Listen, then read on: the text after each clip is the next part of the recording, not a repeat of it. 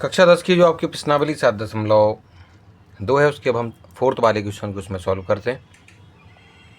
इसमें लिखा है कि बिंदुओं -3, 10 और 6, -8 को जोड़ने वाले रेखाखंड को बिंदु -1, 6 किस अनुपात में विभाजित करता है। यानी इस बार थोड़ा सा उन्होंने क्वेश्चन क्या कर दिया है कि उन्होंने कहा है कि आपका कोई एक इस तरीके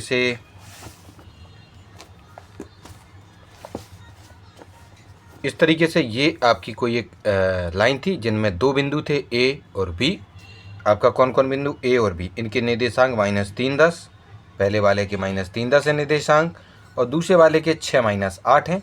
यहाँ पर देखिए दूसरे वाले के 6, -8 हैं। उन्होंने कहा कि इनको जोड़ने वाले रेखाखंड, इनको जोड़ने वाला ये जो आपका लाइन सेगमेंट है ये, इसको तो यहाँ पर आपको ये बताना है कि ये जो बिंदु है, ये वाला जो बिंदु है जिसके निर्देशांक -1 और 6 हैं, जिसके निर्देशांक -1 और 6 हैं, इसको ये वाला बिंदु किन किन अनुपातों में विभाजित करता है।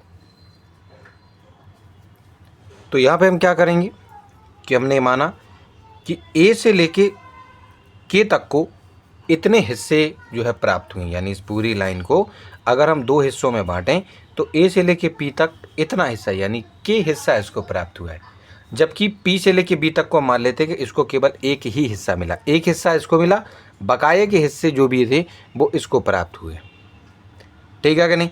चलो तो इसमें हम क्या करेंगे कि ए से लेके पी तक को हमने के हिस्सा माना और पी से लेके बी तक को हमने मान लिया कि इसको एक हिस्सा मिला, इसके हिस्से हमको नहीं मालूम इसलिए उसको हमने मान लिया कि यहाँ पर कितने हिस्से हैं, इसके के हिस्से हैं। तो यहाँ पर लिखेंगे लेट द पॉइंट पी -1 और 6, ये जो आपका बिंदु है पी जिसके निर्देशांक -1 और 6 हैं, divides the line segment joining A and B, यानी ए और बी को जोड़ने वाली जो रेखा है उस पर कोई आपका एक बिंदु है जो कि इस वाले जो आपके दोनों के दोनों ये जो बिंदु हैं इनको जोड़ने वाली लाइन को दो अनुपातों में बांट देती है। कौन कौन से अनुपात में, के और अनुपात में, यानी k/1 में जो है k/1 में इसको ये बांट देती है। ठीक है कि नहीं। चलो फिर लिखेंगे माना, इसको हिंदी में लिख रहे हैं, माना बिंदु P -6 बिंदुओं A और B को जोड़ने वाले रेखाखंड को k/1 में विभाजित करता है। अब हम क्या करेंगे देखिए, अब यहाँ देखिए जब हमें m1 और m2 पता होते हैं तो इसके निर्देशांक हम बता देते हैं। जब हमें इसके निर्देशांक पता है तो हम के m1 और m2 को भी जो इसमें पता कर सकते हैं। ठीक है कि नहीं। चलिए तो हम यहाँ पर क्या करेंगे कि सबसे पहले हम ये देखेंगे कि p के निर्देशांक ये थे, दोनों ये थे, जबकि इनको निकालने का तरीका ये है और ये है। तो हम क्या करेंगे कि इनमें जो जो चीज़ें हमको पता है वो चीज़ें हम इसमें रख देंगे। जैसे कि m1 और x2, तो m1 कितना माना हमने, k माना है, तो m1 की जगह पर लिखेंगे हम k और गुणा लगाएंगे। और x2 कितना माना है, x2 आपका कितना होगा, ये x1 होगा, यहाँ पर होता है आपका x2, तो ये आपका x2 6 हो जाएगा, उसकी जगह गुणा में 6 लिख दिया, प्लस की जगह प्लस है। m2 कितना है आपका, m2 है आपका ये 1, तो m2 के स्थान पर हम 1 लिख देंगे, ये लिखा है m2 की जगह पर 1, और गुणा x1 आपका -3 है तो x1 की जगह पर हम -3 लिख देंगे गुणा में, और बटे में m1 और m2 मतलब m1 और m2 यानी k+1, तो m1 और m2 की जगह पर k+1 लिख देंगे, कॉमा की जगह कॉमा लगा देंगे बच्चों। m1 और y1 आपका कितना है, m1 कितना आपका k है, तो m1 के स्थान पर हम क्या करेंगे, k लिखेंगे। अब क्योंकि ये y वाले निर्देशांकों को निकालने के लिए ये चीज़ों को हम जो है इसमें रखते हैं, तो m1 की जगह पर हम k लिखेंगे, क्योंकि m1 आपका कितना था, k था, m1 के स्थान पर k है, गुणा लगाएंगे।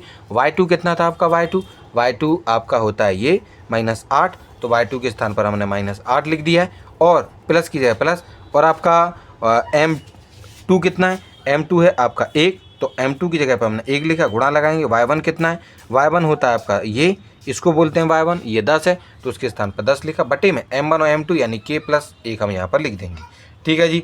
चलो k और 6 का जब आपस में गुणा होगा तो 6k आएगा, प्लस 3 और 1 का जब गुणा होगा तो -3 होंगे ब्रैकेट में, और क्योंकि -3 ब्रैकेट में और बाहर प्लस है तो -3 का गुणा प्लस में होगा तो आपके -3 यहाँ निकल आएंगे, बटे में k+1 था उसको लिख देंगे, कॉमा लगाएंगे।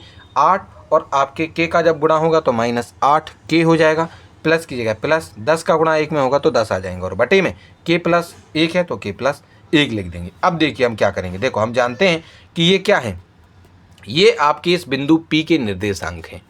ये जो आपके बिंदु P के जो निर्देशांक हैं उनको निकालने का ये तरीका था, जबकि निर्देशांक हमें पहले से दे रखे थे।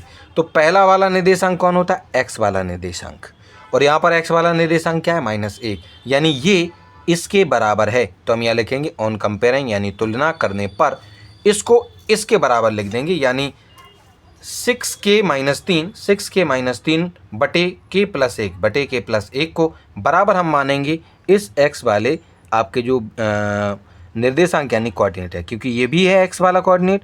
निकालने का ही तरीका था, बस इसमें k मालूम नहीं था, इसलिए ये इतना सा रह गया। तो ये दोनों चीज़ें हमारी आपस में बराबर होंगी, तो दोनों को हमने बराबर में लिख लिया कि ये चीज़ इसके बराबर है, क्योंकि ये भी x का कोऑर्डिनेट है, आपका निर्देशांक है, और ये भी आपका x का कोऑर्डिनेट यानी आपका निर्देशांक है। ये दोनों ही एक चीज़ है, ठीक है कि नहीं? तो इन दोनों ही चीज़ों को हम क्या करेंगे, यहाँ पर आपका जो है बराबर में इन दोनों को हम यहाँ पर रखेंगे। बाद में इनको जब हम हल करेंगे तो क्योंकि k+1 है तो ये जाएगा ऊपर की ओर, ठीक है कि नहीं? तो ये जब ऊपर की ओर जाएगा तो इस -1 के साथ इनका गुणा होगा, और जब इनका गुणा होगा तो मैं इतने को पहले मैं आपको यहाँ पर सॉल्व करके बताता हूँ कि ये चीज़ें कैसे आ गई। देखो क्या लिखा हुआ था आपका, 6k-3 और बटे में था k+1, बराबर में क्या था? -1।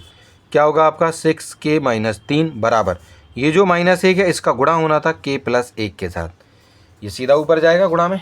चलो आप क्या लिखेंगे यहाँ पर? 6k-3 बराबर, इस -1 का गुणा जब इस k में होगा तो ये -k हो जाएगा, और इस -1 का गुणा जब +1 में होगा तो ये भी माइनस हो जाएगा। तो ये जो चीज़ें आपको यहाँ देखने को मिली हैं, 6k-3 बराबर में -k-1 बराबर में -k-1 जो आपको दिया गया है वो इस प्रकार से आपका प्राप्त हुआ है आपको, ठीक है जी। चलिए उसके बाद क्या करेंगे हम इसमें, ये जो ये जो 6k है इसको ये रखेंगे, और इधर वाला जो k था जो कि माइनस में था, इसका पक्षांतर यानी हम ट्रांसपोजिशन करेंगे, वो इधर आ जाएगा, और जब ये इधर आएगा तो प्लस का k हो जाएगा। फिर कहना सर ये -3 किधर गया, वो हम बताते हैं। इधर -1 बचा हुआ क्योंकि ये तो इधर आ गया, तो ये जो -1 है उसके साथ इसका जब पक्षांतर होगा -3 का तो उधर जाकर ये +3 हो जाएगा, ठीक है कि नहीं? तो बाद में क्या होगा आगे चल के, जैसे कि ये लिखा हुआ है 6k प्लस का k बराबर -1 और प्लस का 3, तो आगे चल के जब हम इसी को हल करेंगे, इतने को जब हम हल करेंगे आगे, तो आपको क्या देखने को मिलेगा? 7k और बराबर में 2, क्योंकि देखो ये 6k थे, ये k था, यानी 6k और 1k मिलकर हो जाएंगे 7k यानी 7k, और 3 और 1 में से जब हम 3 में से 1 को जब हम कम करेंगे, घटाएंगे इनको, तो आपके प्लस के 2 आएंगे। तो 7k बराबर में जो 2 लिखे थे इसको हल करेंगे, ठीक है कि नहीं? तो k को यहीं रखेंगे, जबकि ये जो 7 है वो आपका यहाँ पर जाके इसके भाग में पहुँच जाएगा। तो k का मान कितना हो जाएगा? k का मान आपका हो जाएगा 2/7।